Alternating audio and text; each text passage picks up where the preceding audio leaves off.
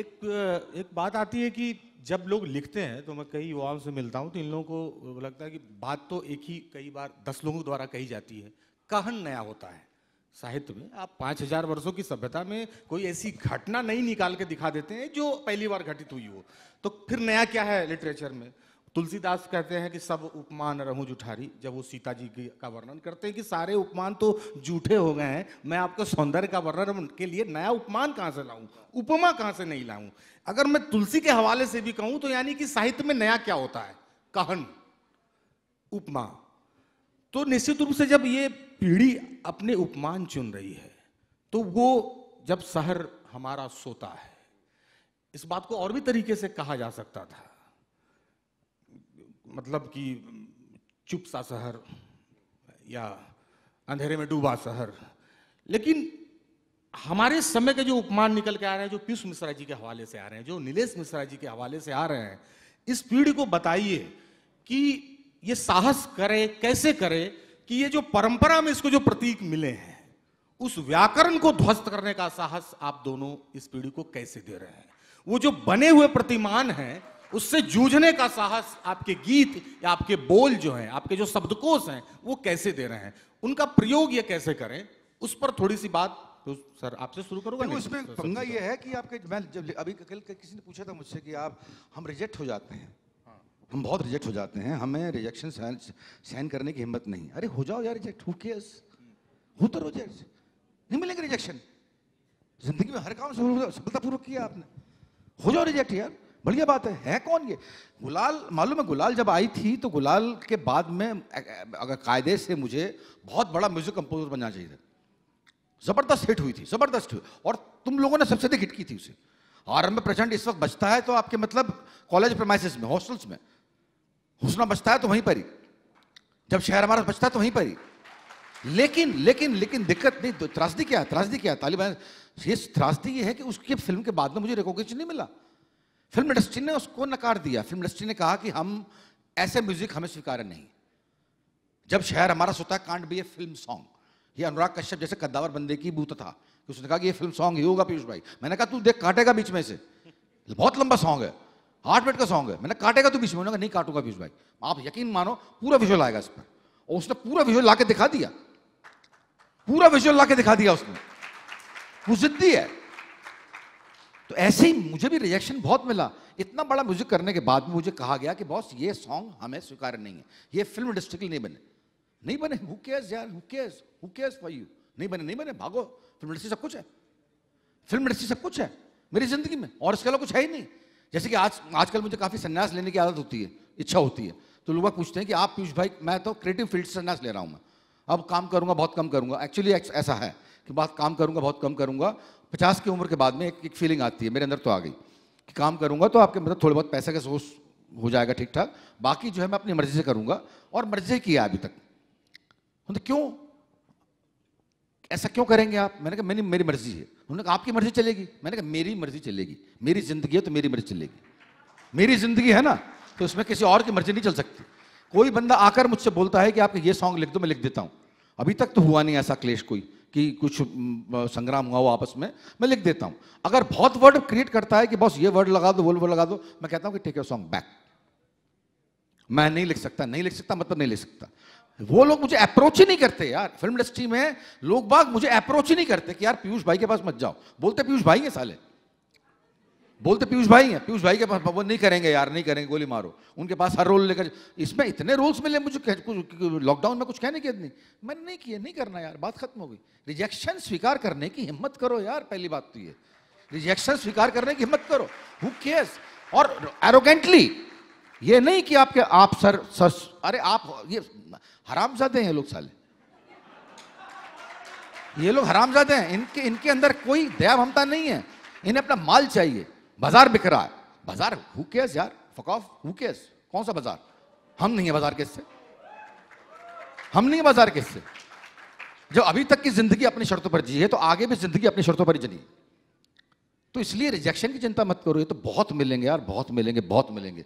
मतलब अगर नहीं मिल रहे हैं तो समझो कि जिंदगी अधूरी है, अगर नहीं मिल रहे हैं तो समझो कि जिंदगी अधूरी है।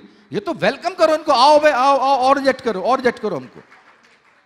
तो ये उस पहली बात का भी आपके जो नीलोत्पल ने पूछी थी ना, कसैलापन, ये उस कसैलापन का भी जवाब है कि ये कसैलापन है मेरी जिंदगी में, मेरे हर सॉन्ग में आएगा, मेरे हर डायलॉग में आएगा, मेरे हर परफॉर्मेंस में आएगा, ये कसैलापन, रिजेक्शन का कसैलापन। स्वीकार नहीं करना है, स्वीकार नहीं करना है। करते करते आप भिड़ते चले जाते हो, आप दीवारों को चीरते हुए चले जाते हो, और फिर एक दिन आपने कभी फाउंटेन हेड पढ़ी है? आयन रैंड की एक किताब है, आयन रैंड की फाउंटेन हेड। उसमें देखो हावर्ड रोआर्क जो है वो अपनी शर्तों पर जीता है, अपनी शर्तों पर ही जीऊंगा मैं, अपनी शर्तों पर ही जीऊंगा। जिंदगी में 5-6 बंदे कमाता है बस, जो उसके मतलब के होते हैं, अदरवाइज पूरी दुनिया खिलाफ होती है। वो कहता है मैं अपनी शर्तों पर ही जीऊंगा। तो अपनी शर्तों पर जीने की हिम्मत रखो उस्ताद, ये जिंदगी इतनी आसान नहीं है आपके, मतलब अभी तो बहुत 20-22 साल के हो, अब आगे चल के तो और भी रिएक्शन मिलेंगे। अगर अभी से टूट गए तो क्या फायदा, झेल नहीं पाओगे। वो बहुत खतरनाक जिंदगी, और जिस फील्ड में आने की कोशिश कर रहे हो आप लोग ना, वो फील्ड आसान नहीं है। मैं फिर बोल रहा हूं आपके, मतलब आप लोगों ने पीयूष मिश्रा को देखा है, आप लोगों ने उन लोगों को नहीं देखा जो रिएक्ट हो गए, जो बन नहीं पाए, जो बन नहीं पाए। धन्यवाद। अब थोड़ा सा मैं सरकूं अगर नीलेश मिश्रा जी की तरफ से, इसी सवाल को मैं पूछूंगा तो मैं, मतलब ये नागार्जुनी तेवर में अपनी बात इन्होंने कही, इनके गीतों में वही लगता है कि भाई कई दिनों तक चूल्हा रोया चक्की रही उदास, कई दिनों तक काली कुतिया सोई उसके पास, ये तेवर है। लेकिन यही बात अगर कहनी है नीलेश मिश्रा जी को, तो मुझे लगता है कि ये निराला की तरफ से आ रहे हैं कि वो तोड़ती पत्थर इलाहाबाद के पथ पर। दोनों अपने समय की विडंबनाओं को, उसका ही बिंब निकाल रहे हैं, लेकिन वहां थोड़ा सा सॉफ्टनेस है। तो आप अपने शब्दकोश इस पीढ़ी को इस तरह से ट्रांसफर करिए कि इन्हें बताइए कि जब आप लिख रहे होते हैं तो आप अपने बिंब और अपने शब्दकोश को कहां से लेते हैं, वो अभ्यास इनको कैसे हो। क्योंकि इनके पास जो है, या हमारे, मतलब मैं हूं कि इनके पास केवल अपनी किताबों के शब्दकोश हैं। आपस में इन्होंने जो कविताएं पढ़ी, किसी की पढ़ी, उसी में से वो 3 तसिया खेला, इधर का इधर उठा के, इधर का इधर उठा के।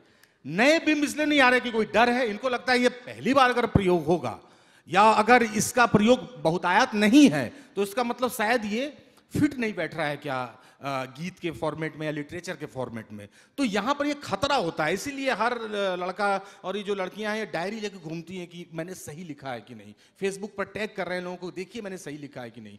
तो आप लोगों का मुहावरा अलग है। इसका भी जवाब नीलोत्पल यही है। हाँ। मैंने सही लोग कल से मेरे पास में आ रहे हैं कि आप बतलाओ मैंने सही लिखा है कि नहीं। हाँ, अरे कौन हूं मैं यार, मैं कौन हूं बोलने वाला, वही कह रहा हूं। हुआ मैं, तुमने लिखा है तुम तय करो, मैं कौन हूं बोलने वाला कि सही लिखा है कि नहीं। ये डर जो है तुम्हारे अंदर, यही प्रॉब्लम दे रहा है कि डर जो है कि हमने सही लिखा है। अरे सही लिखा नहीं, सही नहीं लिखा, तुम्हें लगता है नहीं लिखा, काट दो, खत्म हो गया, काट दो। मुझसे पूछने की क्या जरूरत है, हुआ मैं तुम्हारी जिंदगी में इतना बड़ा आदमी कब से बन गया कि जो पीयूष मिश्रा अप्रूव करेगा। अरे पीयूष मिश्रा, जब पीयूष मिश्रा लिखता था तो मैंने सॉरी है ना, 8th क्लास में ये लिखी थी, जिंदा हो हाँ तुम कोई शक नहीं, सांस लेते हुए देखा मैंने भी है। जिंदा हो हाँ तुम कोई शक नहीं, सांस लेते हुए देखा मैंने भी है, हाथ और पैरों और जिस्म को हरकतें खूब देते हुए देखा मैंने भी है। अब भले ही ये करते हुए होंठ तुम दर्द सहते हुए सख्त सी लेते हो, अब है इतना भी कम क्या तुम्हारे लिए, खूब अपनी समझ में तो जी लेते हो। ये लेके मैं गया था अपने पिताजी के पास में, 8th में ये लेके गया था मैं अपने पिताजी के पास में। मैंने कहा सर ये देखिए, ये पोइट्री है, शायरी है। कहने लगे अच्छी है, किसकी मार के लाए। अरे मैंने कहा मैंने खुद लिखी है यार, क्या बात कर रहे हो आप, चलो जाओ। हो गया, रिजेक्शन हो गया। आज की तारीख में वो शायरी लाखों में बिकती है यार। आज की तारीख में लोग बाग क्रेव करते हैं कि हमें प्लीज, हमें, मेरे संकलन में है वो, मैंने आगे भी लिख दी उसको। आज की तारीख में लोग क्रेव करते हैं कि हमें मिल जाए किस तरीके से। 8th में लिखी थी मैंने। अब मैं 8th का काम किससे अप्रूव कराऊंगा यार। पहली बात तो मुझे भी एक्चुअली यकीन नहीं होता कि मैंने 8th में लिखी है। कई बार पढ़ता हूं तो मैं लगता है यार मैं किसी और से तो नहीं लिखवा लाया इसको, कोई गलती से जाके। हाँ लेकिन लिखी है तो लिखी है, बात खत्म हो गई। लिखी है तो लिखी है। I should be proud of my work. मुझे अपने काम पर गर्व करने का पूरा हक है, और अपने काम को रिजेक्ट करने का पूरा हक है। मैं करूंगा ना, गिरूंगा मैं गिरूंगा, फिसलूंगा मैं फिसलूंगा, और आगे बढ़ूंगा मैं बढ़ूंगा। आज की तारीख में सारे के सारे दोस्त मेरे, आपके कोई मेडिकल साइंस में है, कोई फौज में है, पूछता हूं क्या कर रहे हो, अरे सर अब हो जाता है यार, आपके सुबह से कोठी तान ली है, पैसे कमा रहे हैं, रात को शराब पी लेते हैं, ऐसी यार तेरी जिंदगी बड़ी मजेदार है, तू रोज जो नई चीजें करता है, तू रोज नई चीजें निकालता है, इनोवेटिव है। मैंने कहा वही पीयूष मिश्रा है जिसको 40 साल पहले तुमने नकारा रिजेक्ट किया था, रिजेक्ट किया था तुमने। 40 साल पहले इसी पीयूष मिश्रा को रिजेक्ट किया था, साले भाड़ भड़ौती करोगे, नाटक नौटंकी करोगे, कहाँ जा रहे हो, किस प्रोफेशन में। मेडिकल साइंस देखिए साला, अरे सफेद एप्रन पहन के, और फौज देखिए क्या वर्दी कलगी लगी हुई आपके, मतलब वर्दी। अरे अरे ठीक है, होगी यार, होगी। आज की तारीख में जी रहे हैं, अपनी शर्तों पर जी रहे हैं, अपनी शर्तों पर जी रहे हैं, और बहुत सुखी और जिंदगी, खुश जिंदगी जी रहे हैं। इस बात का गर्व है। Thank you. यही सवाल आपकी ओर से कि इस पीढ़ी के मुहावरे, इस पीढ़ी के शब्दकोश कहाँ से अर्जित किए जाएं, न कि इनको पढ़ाया जाए, न ये गालिब की गली में घूमे और ना ये मीर की गली में घूमे, ना ये बार बार दिनकर जी को जाके तंग करें कि मुझे ओज की कविता लिखनी है प्लीज रश्मि रथी थोड़ा सा, ये उनको तंग ना करें। अपने समय के शब्दकोश ये कहाँ से लाएं, अपने समय के उपमान उसको कहाँ से मिले, उस पर आपकी बात। एक तो ये जो मेरा जो शब्दकोश है, मेरी जो वोकैबुलरी है, वो बहुत कम है, बहुत सीमित है, और न हिंदी में, न उर्दू में, न अंग्रेज़ी में, और मुझे कोई समस्या नहीं ये एडमिट करने में। मेरी बहुत ही क्योंकि मैं सरल भाषा में ही बोलता आया हूँ और लिखता रहा हूँ। अंग्रेज़ी में कई शब्दों का मुझे उच्चारण नहीं आता, क्योंकि मैंने वो कहीं कभी लिखे ही नहीं, तो मैं वो झिझक और डर के मारे उनका उच्चारण नहीं करता हूँ आज भी। इसलिए एक भारी भरकम शब्दकोश होना चाहिए या वोकैबुलरी होनी चाहिए, ये बिल्कुल ज़रूरी नहीं है। क्या आपके लेखन में इमेजरी होनी चाहिए, बिंब होने चाहिए, इसको फोर्स बिल्कुल ना करें।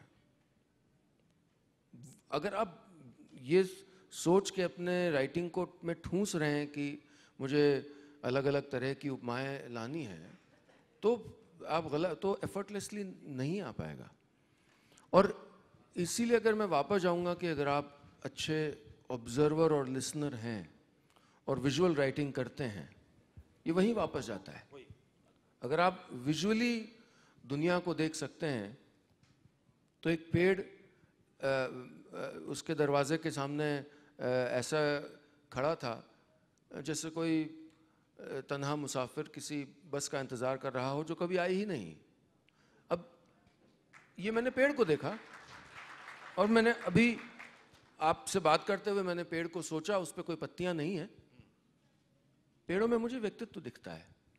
मैं जहाँ भी जाता हूँ, I get fascinated by trees, क्योंकि मैं सोचता हूँ ये कैसा पेड़ होगा, ये क्या इसमें गुरूर होगा कि इसमें फूल बहुत हैं, या ये थोड़ा कमज़ोर महसूस करता होगा, या ये इस पे चिड़ियाँ बहुत आती हैं, चिड़ियाँ इससे क्या बात करती होंगी। ये मैं इसमें कोई रॉकेट साइंस नहीं है इस राइटिंग में, ये मैं सिर्फ विजुअली सोच रहा हूँ। उस दिन मैं अपनी बेटी से बात कर रहा था, हम लोग उसके कुछ शूट कर रहे थे, तो मैंने कहा ये चिड़िया आती है पेड़ से क्या कहती होंगी, और पेड़ क्या कहता होगा। और ये एफर्टलेसली अगर आ जाता है, क्योंकि हम दुनिया को देख रहे हैं और छोटी छोटी चीज़ों को देख रहे हैं। हाल में मैं बात कर रहा था द स्लो ऐप के सिलसिले में, रमेश पांडे जी जो डायरेक्टर हैं दिल्ली जू के, बोले पत्तियों की जो नसें देखना है ये दुर्लभ हो गया है। बोले हम लोग जो फॉरेस्टर्स हैं उसकी कहानियां पढ़ लेते हैं पत्तियां देख के। तो ये ऑब्जर्वेशन है, ये ठहरना है, ये स्लो होना है। और मुझे लगता है वो अगर हो जाएगा तो आपकी राइटिंग इतनी एफर्टलेस हो जाएगी कि आपको कोई कारीगरी जबरदस्ती नक्शेबाजी नहीं दिखानी है। नक्शेबाजी दिखाने के लिए राइटिंग बिल्कुल नहीं करनी। ये जो कर रहे हैं ये नक्शेबाजी नहीं दिखा रहे हैं, इनके अंदर का कुछ, इनके जिए शब्दों में, इनके देखे अनुभवों में, इनकी जी भावनाओं में। और मैं अपना शांत रस लेके चल रहा हूँ, अपनी रेलगाड़ी चला रहा हूँ, अगल बगल दोनों चल रही हैं। बहुत